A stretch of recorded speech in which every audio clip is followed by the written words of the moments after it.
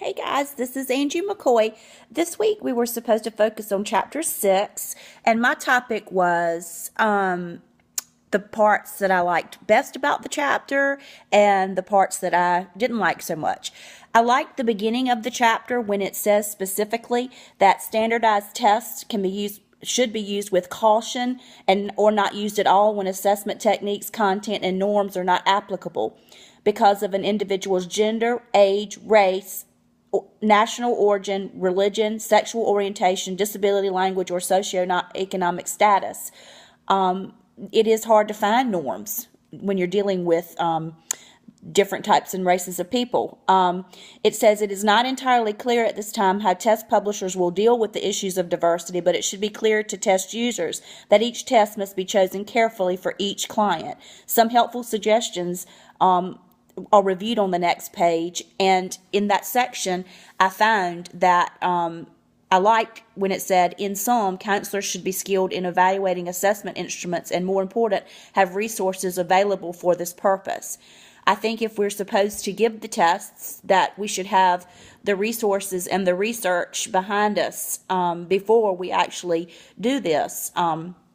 Examples, with the Hispanic race, it said up in there, it is most helpful if special population norms are available. The major purpose is to make test results as equitable as possible for all age groups. One should be cautious, however, when interpreting scores from a sample of Hispanics or any other ethnic racial group. Be aware that ethnic racial groups such as Hispanics may share some cultural values and environmental influences, but they are not necessarily a homogeneous group. I think that was very profound in my reading, and it really brought home about the diversity and the importance of treating each case, each client as an individual. We can't just group Hispanics, African Americans, whites. We have to see in this day and time in this society each individual when they come in. I did not like, I liked hearing about it. I didn't even know it until this chapter. I liked the chapter section on fantasy. I forgot what it was called. Fantasy, let's see. Guided fantasy. I knew it had something to do with fantasy.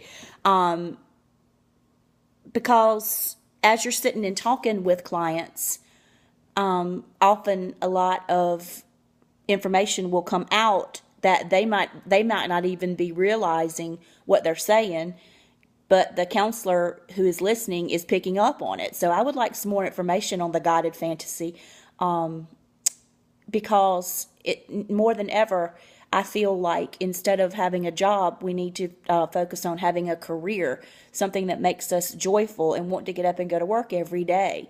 As I've said before, if we're not happy in our career, it's going to spill over in the rest of our life. So I think any kind of test or skill identification or anything we can do when counseling people on a career that will bring out their passion and help their passions become a reality is a worthwhile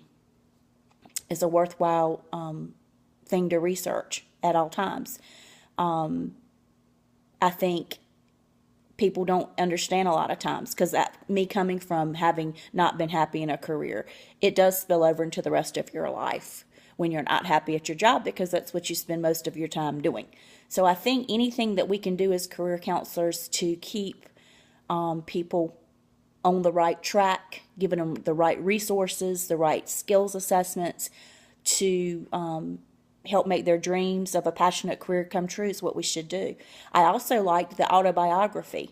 I think just by sitting and talking with someone, as I said before, counselors can glean so much information that they may not even realize that as the client is talking, you can start making connections as to what they're saying. And then when you repeat back to them what they've said, it's like, oh, okay, I can see where this is going.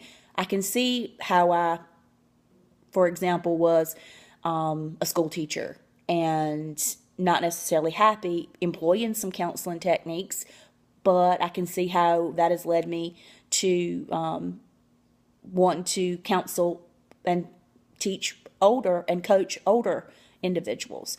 So I think those two sections of the book I would really like to hear more about and more information on it. It's caused me to kind of want to reach out and research them further on my own. So I think maybe that could have been added a little bit more in the book. I hope you guys have a great week and stay warm, stay cold, because we don't know what weather's coming. So just stay safe, and we'll see you next week. Thank you.